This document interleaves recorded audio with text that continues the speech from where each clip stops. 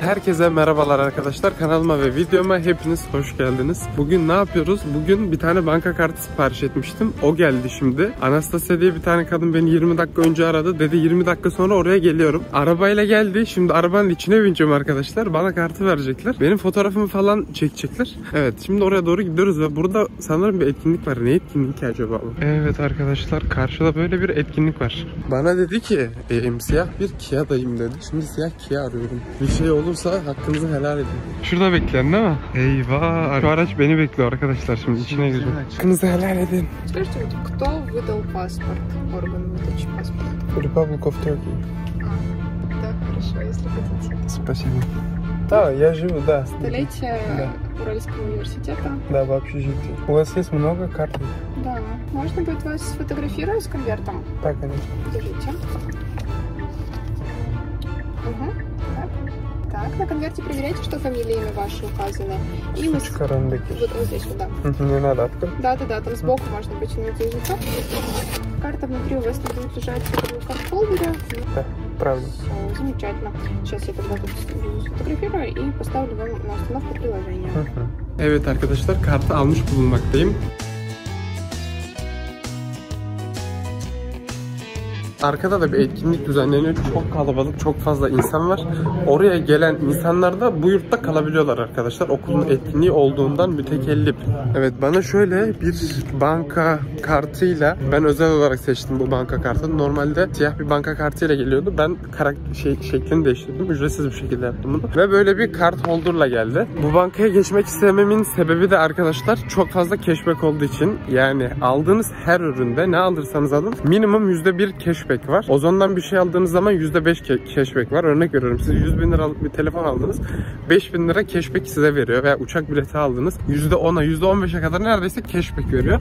O yüzden bu kartı almaya karar verdim. Kadın bana içeride sorular sordu arkadaşlar. Evet, telefonumu telefonuna bağladı. Gerekli izinleri aldı. Daha önce buraya geldiğimde Siberbank'ı açmaya çalıştığımda da böyle olmuştu. Telefonuma bir tane uygulama indirdi. Rus askerler geldi biraz önce. Türkiye ile ilgili bir şeyler söylediler. Tam kullandıkları kelimeleri anlamadım. Evet, şimdi odaya gidiyorum. Emir'in akşam uçağı var arkadaşlar. Yani bugün akşam gece 12'den sonra. Saat 5'te sabaha doğru uçağı var. Ve benim odadan eşyalarımın hepsini almam gerekiyor artık. Çünkü bu odada yaşamıyorum maalesef. Başka bir odaya taşınmam gerekiyor. Yaklaşık olarak bir 15 gün falan, 15-20 gün falan o odada kalacağım. Ondan sonra tekrardan yurdumu uzatmak için evraklarımı vereceğim. Bu odaya tekrardan gelmeyi deneyeceğim ama şu an imkansız dediler. Şu an gelemezsin dediler. Evet, güzel arkadaşlar. Şuralara ledleri döşemiştim. Bu bayrakları Türkiye'den getirmiştim. Burada da ledim var. Bunların hepsini bugün toplamam gerekiyor. Evet, şöyle kartımı göstereyim. Bence gayet hoş bir kart. Hatta şöyle yapalım. Çünkü burada herhangi bir numara gözükmüyor. Gayet hoş ve şık bir kart. Bakın, burada bugün paylaşacağım videonun editini yapıyorum. Bu videoyu da bir ay önce çekmiştim aslında. Ama bu videoyla şu anki çektiğim video arasında 4 tane video var. Ve büyük ihtimal her 3 güne bir videoları paylaşacağım. Artık videoların daha sık geleceğini söylemiştim. Bakın, burada gitar standım var. Gitarımı buraya getirdim. Gitar standı aldım buradan bir tane de. Çünkü gitarımı koyacak başka bir yerim yok. Evet, şu anda neredeyim? Şu anda kendi kafamın buradan ne öğreniyoruz? Buradan akılsız başın cezasını. Bakın, şu ayakların çektiğini öğreniyoruz. Yurdum orada. Simer'le benim gitmek istediğim marketle benim yurdumun arası 1,5 kilometre. Uzak değil. 1,5 kilometre sadece. Ama çok büyük bir yol olduğu için karşıya geçilecek bir yer olmadığından dolayı ya taksiyle gelmeniz gerekiyor ya da otobüs sizi belli bir yere kadar götürüyor. Burada üst geçitten geçtim. Üst geçitten siz buradan inip Simer'e gidebiliyorsunuz. Telefondaydım. Mesaj geldi. Mesajı çeviriyordum. Bir sonraki durakta ineceğimi düşünerekten yağmur başladı bu arada. Bir sonraki durakta ineceğimi düşünerekten o durakta inmedim. Lan dedim, acaba burası mı? Direkt haritayı açtım. Bir baktım orasıymış. Adam kapıları kapattı. Gitmeye başladı. Otobüsü de durduramadım. Bir durak beni öteye götürdü. Şimdi iyi tarafından bakalım. Doğada yürüyoruz arkadaşlar. Şöyle etrafımı göstereyim. Bura full yol. Buradan karşıya üst geçit olmadığı için Biz geçemiyoruz. Orman bu arada mükemmel. Belki bir gün buraya da gelebilirim. Çok güzel bir yer var burada. Bir de oradan gelirken karşı taraftaydım ben. Orada da park falan gördüm ormanın içinde. Çok güzel duruyordu. Belki ileriki bir zamanda gelirim. Ama şimdi hala yürümem gereken önünde bir 20 dakika daha yol var. Akılsız başın cezasını ayaklar çekiyor arkadaşlar. Şimdi Emir'i havaalanına bırakmaya geldik. Buradaki arkadaşların hepsi Antalya'ya uçuyor. Ve Emir'in uçuşu da birazdan Antalya'ya olacak. Bunların hepsi paracık arkadaşlar. Görüyor musunuz? Potansiyelimiz çok yüksek. Bakın şu da para. Gördünüz mü? Şu 1000 dolar yatıyor. Her yer şu an dolar. Bunların hepsi paracık, görüyor musunuz? Hepsi para. Hepsi Antalya'ya gidiyor bunların. Bunlar da Türkiye'ye parayı ödeyip buraya gelenler. Görüyorsunuz. Burada 10 tane falan uçuş var. 10 tane uçuşu 7 tanesi Türkiye'ye, 3 tanesi İstanbul'a, geri kalanı Antalya'ya uçuyor. Gerçekten çok yoruldum. Son 2 gündür arkadaşları havaalanına kadar uğurluyoruz ve aşırı yoruldum. Uyumadım. Odam değişti. Kötü haberlerim var arkadaşlar. Valla o kadar açıklamayacak kadar yorgunum ki sabah veya 1-2 gün içinde herhalde açıklarım. Şimdi çok yoruldum. Emir'i gönderip oradan da yurduma geçip direkt uyumak istiyorum. Görüşürüz arkadaşlar. Bugünlük bu kadar olsun. Evet arkadaşlar, yine buradayız. Yine okula geldik. Evraklarımı vermeye geldim. Bu sefer alıyorlar. Güzel bir şey bu. Belgelerimi çektirmek için fotokopi center'a gelmiş bulunmaktayım. İçeri giriyorum. İkinci hatamı yaptım. Gördüğünüz gibi yine sparkling water aldım. Aynı hatayı Kosova'da da yapmıştım. Markete girdim, çok susadım. Şimdi de çok susadım. Normalde su almam ama çok susadım arkadaşlar. Gideyim dedim, su alayım. Suyu seçtim. Dedim bu ondan değil. Böyle bir salladım. Şey de yumuşaktı. Dedim bu eğer gazlıysa herhalde sert olur. Hiç okumadım bile üstünü. Allah'ım, satın aldım. Bir açtım, yüzümde patladı. Yani o kadar içinde gaz kalmış ki yüzümde patladı. Evet, okula sonunda pasaportumu verdim. Odamı da değiştirdim arkadaşlar bu arada. Onları müsait bir yere geçtiğim zaman anlatacağım. Şimdi yolda yürüyorum. Kamera açısı da zaten çok güzel değil. Etrafta da çok ses var. Bir yere oturduğum zaman güzel bir şekilde bugün yaptıklarımı sizlere anlatacağım. Mineralli suyumu içmeye devam ediyorum. Evet arkadaşlar, başka bir günden hepinize tekrardan merhabalar diliyorum. Şimdi nereye gidiyorum? Şimdi okula tekrardan geldim. Burada bir şeyler yedim. Yurduma tekrardan gidiyorum arkadaşlar. Yurdumu değiştirdim. Yurt odamı değiştirdim. Size yurda gittikten sonra olan olayları sakin bir yere geçip anlatacağım. Çünkü saat 5'ten önce orada olmam gerekiyor. Saat şu anda 3.30 falan. Otobüsle gitsem yetişemem. Çünkü 1.5 saatten fazla sürüyor buradan oraya gitmek. O yüzden taksi çağırdım arkadaşlar. Taksi demişken taksiyle de yaşadığım bir anı oldu. Bundan 3 gün önce, 2 gün önce size onu da anlatacağım. Bakın arkadaşlar, size okulu göstereyim. Okul dıştan bu şekilde gözüküyor. Burası ana binası. Bunun içinde böyle 5 katlı bir yer var. Önemli olan yerler, dersliklerin olduğu yerler burada ve burada. Ağaçlardan onlar gözükmüyor. Sadece burada değil, bunun başka fakülteleri de var bu yer civarında. Burası sadece ana bina. Evrak işlerinizi hallettiğiniz falan fistan, o tür şeyleri hallettiğiniz yer burası. Bunun hemen karşısında Jizenmart var. Buradan bizim yurtta da olan bir şey. İçinde hazır yemekler var. Mikrodalgada ısıtıp yiyebiliyorsunuz. Çoğu şey orada satılıyor. Direkt döner tarzı bir şey yemek istiyorsanız burada has kebap var. Tüm etleri helal arkadaşlar. Evet, güzel bir yer burası.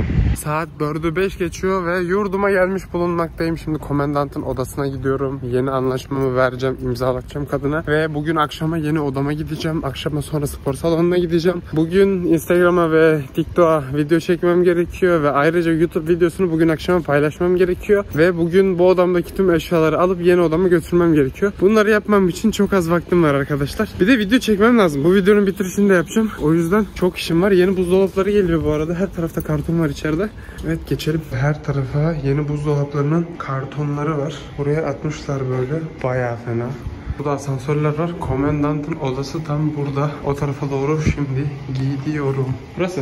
Yeni odamın anahtarını almış bulunmaktayım. Şimdi yeni oda arkadaşımla tanışacağım. Valla buraya geldiğimden beri bir sürü oda değiştirdim. Normalde bu kadar şey yapmanıza gerek yok arkadaşlar. Bir tane odaya yerleştiğiniz zaman kalabilirsiniz ama maalesef benim bazı sorunlarım oldu bu odada. Onlardan size biraz bahsedeceğim birazdan. Plakafonu düşürdüm sandım. Allah'ım. Kadın dedi şu anki anahtarlarını şimdi verme, yarın ver dedi. Bunu dedi. İşte odaya taşınma şeyi falan bir gün sürsün, yarın bana getirirsin, imzanı da atarsın dedi. Ben de tamam dedim. Şimdi odama gidiyorum. Evet. Şimdi yeni odama çıkmaya, yeni oda arkadaşımla tanışmaya gidiyorum.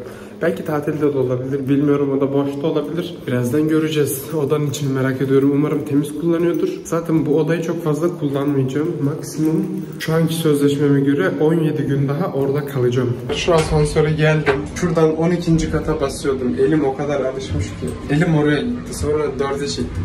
472. Dün gittim ama dün herhangi bir insan evladı kapıyı açmadı. Bugün anahtarım var. İstese de istemese de içeri gireceğim. Tabii ki ilk günden gidip de çocuğu çekmeyeceğim. Belki tanıdığım da olabilir çünkü çok fazla kişi tanıyorum burada. Yani odayı arkadaşlar daha da uzak koyamazlar. En ileride sağdaki oda. Bir tane gerisindeki oda. O kadar çok yürüdüm ki. Binayı hatta size şuradan göstereceğim. Bakın binanın nasıl bir şey olduğunu göstereceğim size.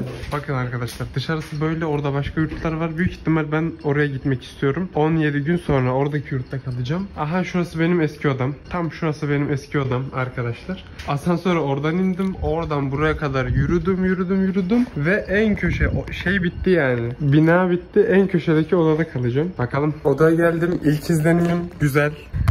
Çocukta Allah'ım bu ne kadar güneş ya, çok fazla güneş var. Ben dışarıyı göstereyim. Yeşillik manzaramız var. Ne kadar önceki odam orada olmuş olsa da burası da fena değil. Sevdiğim gibi burayı şu anlık. Evet, şimdi oraya gideceğim. Bakın orada yuvarlak halkalar var. Gece onlar yanıyor. Oraya gidip orada oturup orada konuşacağım. Çıkalım dışarı. Arkadaşlar, söylemek istediğim bir şey daha var. Şu odayı hatırlayanlar varsa, Rusya'ya ilk geldiğim hafta o odaya çıkmıştı benim yurdum. Yani o odada kalıyordum. Odaya girdim. Odada kaçak bir tane çocuk yaşıyordu. Çocuk akşama kadar odadan çıkmamıştı. Oda mükemmel bir pisti. Yani size anlatamam. Hamam böceklerini tercih ederim yani. O kadar çok pisti. O kadar çok pisti ki beni Komen'den 12'ye göndermişti. Sonra biz 12'ye benim yurdumun kaydını yaptırmıştık. Beni 12'ye bir günlüğüne göndermişti. O çocuk odadan çıkana kadar. Eğer o videoyu izlemek isteyenler varsa, ilk geldiğim videolardan bir tanesiydi. Ya kartlara koymuşumdur ya da zaten ilk videolardan bulabilirsiniz. Rusya'ya ilk geldiğim zamanlarda. Ben gerçekten çok fazla konuşuyorum. Burayı şu an temizliyorlar. Aralan yerleri. Çok yoruldum arkadaşlar ya. Vallahi o kadar yorucu bir tempo ki akşam da spor salonuna gideceğim. Kıyafetlerimi de yıkatmam lazım. Bugün yapacak çok fazla ama çok fazla işim var. Şu gözlük benimle her ülkeye geldi. Bakın, Amerika'ya geldi. Elimde daha anahtarlar duruyor. Benimle Amerika'ya geldi. Karadağ'a geldi. Kosova'ya geldi. Arnavutluğa gitti. Rusya'ya gitti. Aha, şu çanta da öyle. Benim eski bir tane Puma çantam daha vardı. O da Amerika'ya gitmişti. Buralara gitmişti. Ama o koptu arkadaşlar ya. Onun yerine yeni bir tane Puma çanta aldım.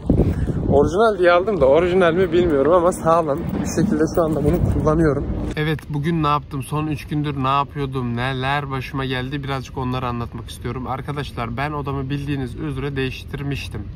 Değiştirmemiştim. Ben oraya gönderilmiştim. 162 numaralı odaya. Odadan çok şikayetçiydim. Neden çok şikayetçiydim? Çünkü bir sürü hamam böceği vardı. Şuraya videosunu koyarım, bakarsınız. Yani şu an odaya gittiğimden beri ne bavulumu açtım, ne bir şeyimi açtım, hiçbir şeyimi açmadım. Tüm kıyafetlerim bavulumun içinde kapalı bir şekilde duruyor. Ne tabak, çanak olsun, ne yiyecek bir şey olsun, hepsini poşetledim ve poşetin ağzını kapattım. Çünkü her yerde hamam böceği var.